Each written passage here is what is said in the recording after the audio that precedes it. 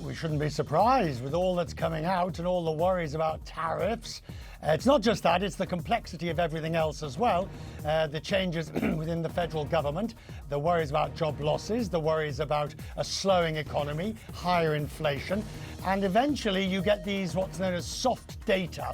How would you react if you found out that the world's largest car manufacturers, instead of supporting the US economy, had started betting heavily on China? Today, we will examine how Donald Trump's tariff strategy, which he so proudly called his weapon in the trade war with China, is on the verge of collapse. But this is not just a setback. It is a sign that the global economy may be about to undergo a radical change. The Chinese impression is that they are willing to at least negotiate, not necessarily on Donald Trump's terms, but to talk. But their impression is that the U.S. has not opened channels and not made an effort to open up channels. What if I told you that major Japanese automakers such as Toyota and Nissan, instead of building factories in the U.S., are now openly investing billions of dollars in China? Have you ever wondered why, despite all the threats and sanctions, the Chinese economy continues to grow, while Western companies simply cannot resist the temptation to invest in China? Well, if they did fall on deaf ears, but it's just the latest example in the really day by day, the deepening trade war that is underway between the United States and China. Yes, we are learning that U.S. officials privately behind the scenes urged China to not retaliate. In fact, the Treasury Secretary Scott Bessent has been saying that publicly all along, warning countries to not retaliate. Well, those warnings have fallen on deaf ears, particularly with China, as they raised their tariffs to 125%. The question now is which side is going to blink? Just a couple of years ago, the U.S. administration hoped that by forcing foreign companies to pay high tariffs on goods exported to the U.S., it would force them to set up production facilities on American soil. Trump was confident that such measures would help bring back jobs and boost manufacturing in the U.S. But things did not turn out as expected. Companies did not rush to American factories. On the contrary, many of them began to review their strategies and, in search of favorable conditions, are increasingly turning their attention to China. In other words, pre-substitution, if we just continue as we are now. But of course, people will start to substitute. They will find other goods. And as the Christmas Tree Association said a moment or two ago, it's going to be very difficult to find substitution of many things that we currently get from China. Not long ago, Toyota announced its largest investment in China, investing a whopping $2 billion in a new project in Shanghai. And that's not all. This money will not just go towards car production, but also towards the development of new technologies, such as electric vehicles and batteries. Just imagine, Toyota, once considered the face of the American automotive industry, is now openly declaring that the future lies with China, not the US. Surveys like the Michigan survey, consumer sentiment, and it's a really worrying number because at some point these sentiment surveys feed into hard data of real consumer spending, and we know this from history and precedent. That's what happens. So when we see a number as bad as this one, it is only a matter of time, unless anything else changes that would suddenly make people more cheerful. Look at that chart.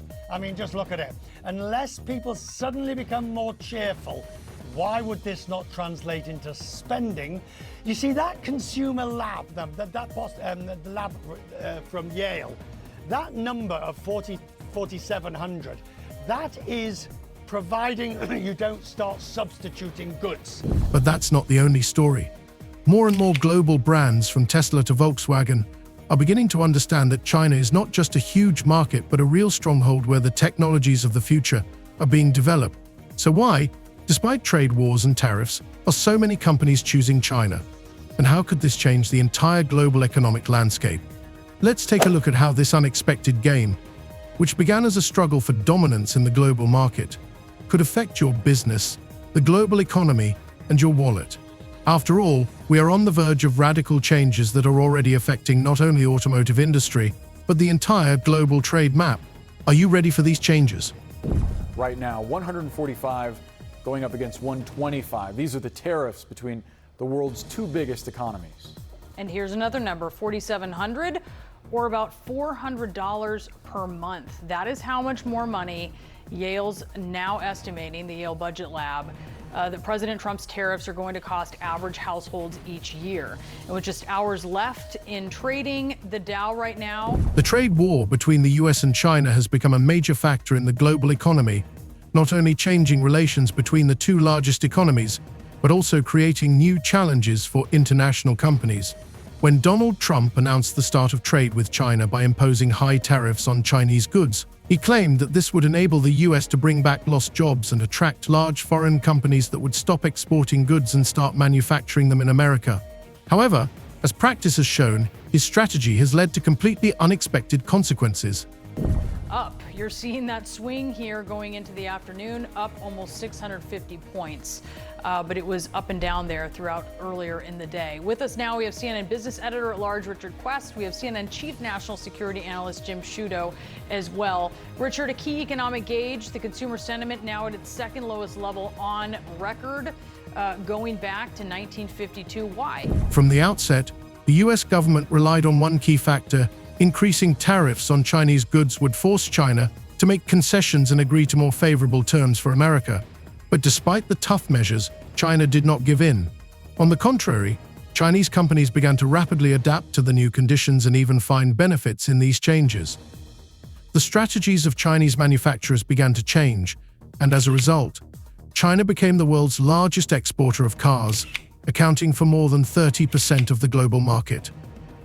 In response to US tariffs, Chinese companies stepped up their efforts to create new production capacity, and by 2025, the number of Chinese cars exported abroad had increased by 25% to more than 6 million vehicles. Yeah, you'll be surprised just how much we get exclusively from China. And Jim, I'm really curious to get your perspective on the White House's handling of this situation. Not so much the tariffs that have been announced, but this reporting that the White House, that officials have made clear to Beijing that they want Xi to ask for a call with Trump. Meanwhile, the situation in the US only became more complicated.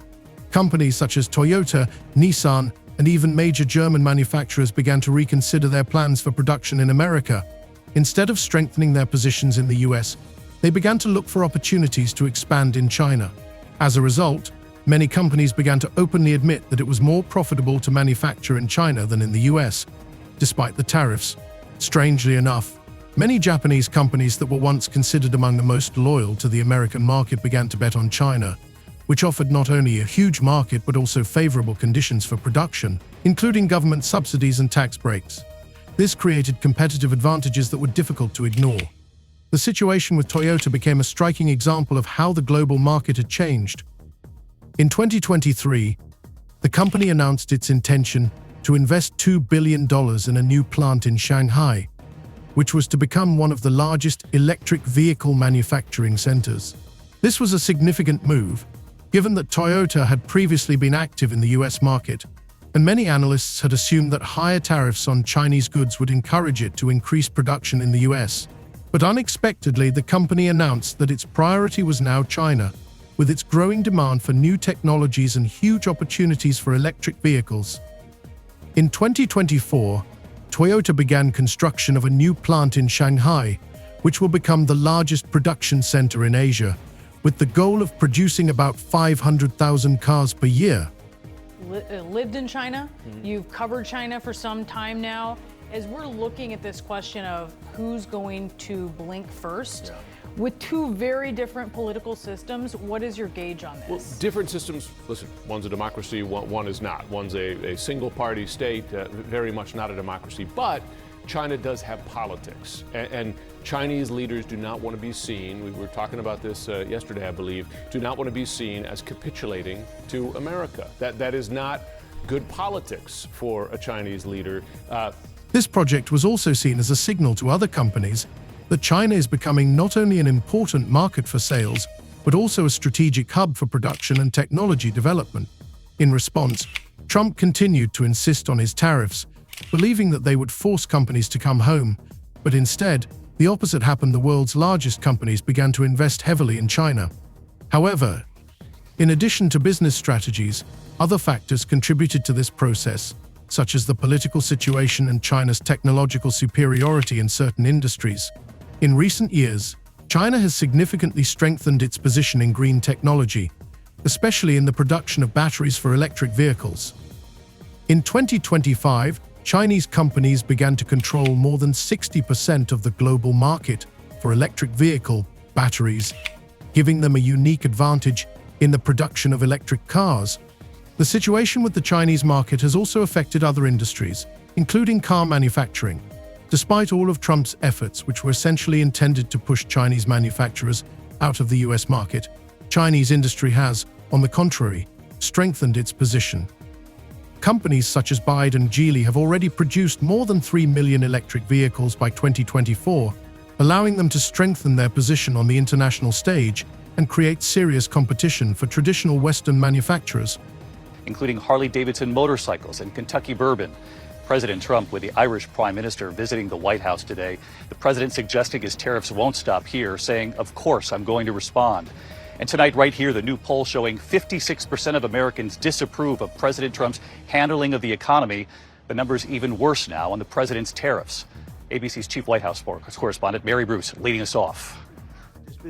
Today, President Trump side by side in the Oval Office with the head of the Irish government. Of course, the US did not remain without a response. With each passing month, pressure from America intensified, forcing China to adapt to the new conditions. In response, the Chinese authorities began to expand their tax breaks for foreign companies, especially in the field of green technologies, which attracted the attention of many automakers. In particular, the Chinese market became a magnet for large corporations such as Volkswagen and Tesla, which also began to invest in production in China despite the existing tariffs. By 2026, China had become the main center for global investment in electric vehicle production. For many companies, including Toyota and Nissan, investing in China has been profitable because the country offered unprecedented tax incentives and local government support for electric vehicle production, as well as important access to the world's largest consumer market. The confrontation between the US and China has only accelerated this process. China began to explore new niches, such as hydrogen vehicle production, and the creation of innovation centers for the development of autonomous vehicles. As China began to dominate the global market, investors began to ask more and more, was there a mistake in Trump's strategy, which was designed to bring foreign companies to the US? The answer turned out to be quite simple. The strategy did not work. Instead of returning to manufacturing in the US, the largest companies began investing in China. This led to a gradual decline in the US's position in the global market and a strengthening of China's position as a leader in new technologies and electric vehicles. But it's also an opening to say, okay, we're capping this for now, and that perhaps offers a way forward that we could begin talking about how to bring these down. Thus, high tariffs on Chinese goods were not the factor that could bring manufacturing back to the US. On the contrary, they only accelerated the process in which China became the #1 economic power for automakers, allowing them to gain access to the largest market and avoid the high risks associated with US tariffs. In 2023, when Toyota announced its decision to invest $2 billion in a project in Shanghai, this move was not only an important step for the company itself, but also a striking example of how changing global economic conditions are influencing the strategies of global giants. The Shanghai project was part of a much larger initiative in which Toyota planned not only to build cars for the Chinese market, but also to develop new technologies, including batteries for electric vehicles. For Toyota, Shanghai became not just a city where a new plant was opening, but a symbol of the changes taking place in the global automotive industry. The decision to focus on China was not accidental. The country was becoming the world's largest consumer of cars, and its government actively supported environmental initiatives, including tax breaks and subsidies for the production of electric vehicles. To allow that. So now you have the US president say, well, I'm not going to open those channels. China has to open them first. It's kind of ridiculous at the end of the day because you are playing with the interests of American consumers, Chinese consumers, etc. The other point I would make about China's reaction today in not quite meeting the U.S. tariffs, 145%, U.S.-China goes to 125. And in Xi's statement, he says, we're going to 125 in response. That's as high as we're going because this is getting a little ridiculous, right? And that's both a signal to say we're not going to get caught up in this tit for tat to the degree that the president is, In the same year, Volkswagen also announced the launch of a new plant in Shanghai, which was to become the largest in its history. Instead of manufacturing cars on the American continent, the company decided to locate its production in China, where its products were in incredible demand. Moreover, Volkswagen not only increased its production, but also actively expanded its research and development capabilities, creating new technologies to improve the energy efficiency and environmental friendliness of its vehicles. This strategy allowed the brand to remain competitive in the Asian market, which was becoming increasingly important for the company. However, despite these successful steps, the situation became even more tense at the end of 2025. Despite all the efforts of the US to counter China, Chinese automakers not only continued to increase their share of the global market, but also significantly strengthened their presence in Europe and South America. Chinese companies such as BYD, Geely and Chery began actively exporting their cars to Europe, where they quickly gained popularity thanks to their affordable prices and high technological characteristics. BYD, in particular, achieved incredible success in Europe, increasing its sales by 30% in 2025, which allowed it to reach a new level of global expansion. The higher the tariff, the more likely it is to have them come into the country. The higher the tariff, the more you're going to put on the value of that piece, those goods, the higher people are going to have to pay in shops. In response, Tesla launched a new project to double its efforts in China. In 2025, the company announced the construction of a second giant factory in Shanghai, which was to become the largest in its history. The new plant was intended to produce electric car models that would compete with Chinese counterparts and occupy a niche in the affordable electric vehicle category.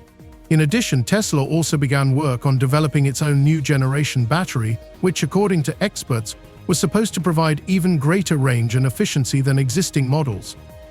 This step was important because the Chinese market remained the main market for electric vehicles, and Tesla realized that it would be impossible to compete with local players such as BYD without additional efforts in developing new technologies.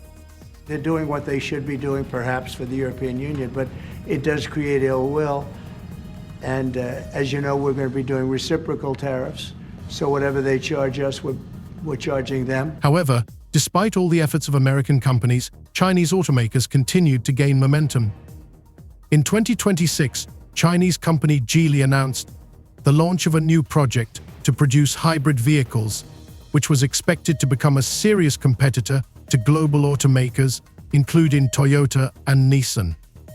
Geely actively used Chinese government subsidies to develop new models, and by 2027, the company planned to capture up to 15% of the global hybrid car market. At the same time, the company actively invested in the production of batteries and solar panels, which allowed it not only to strengthen its position in the ASEAN Chinese market, but also to enter new markets in Africa and Latin America. Well, when you look at the kind of input Musk has been having into politics, there has been some polling done which suggests there is a strong dissatisfaction with. At the same time, other major car manufacturers, such as Volkswagen and BMW, were also beginning to view China as the most lucrative market for long-term investment. In 2026, Volkswagen announced that it would expand its presence in China by investing an additional $1.5 billion in the development of a new electric vehicle plant. This new line was expected to produce around 800,000 electric vehicles per year, which would have been a record for the brand in Asia. Despite high tariffs imposed by the US, the company did not see them as a significant obstacle to further expansion in the Chinese market. This process was also reinforced by the Chinese government's close cooperation with large international companies. China offered unique incentives for foreign investors, which was a powerful incentive for foreign manufacturers. In particular, companies that invested in environmental technologies and electric vehicle production could count on tax breaks and subsidies that significantly reduced their costs and accelerated their market entry. Against this backdrop, companies such as Tesla, Volkswagen, and Nissan began to actively build their production chains in China rather than in the US, despite all the sanctions and political statements. In the end, the US was faced with a serious economic reality. Despite all attempts to create attractive conditions for foreign companies, China became not only a large sales market, but also a key production hub for the global automotive industry. The position of the US economy began to weaken as companies but manufactured cars in the US increasingly sought more favorable conditions outside the country. In turn, Chinese companies such as BYD and Geely significantly strengthened their positions in both domestic and international markets, winning new market shares in Europe and South America.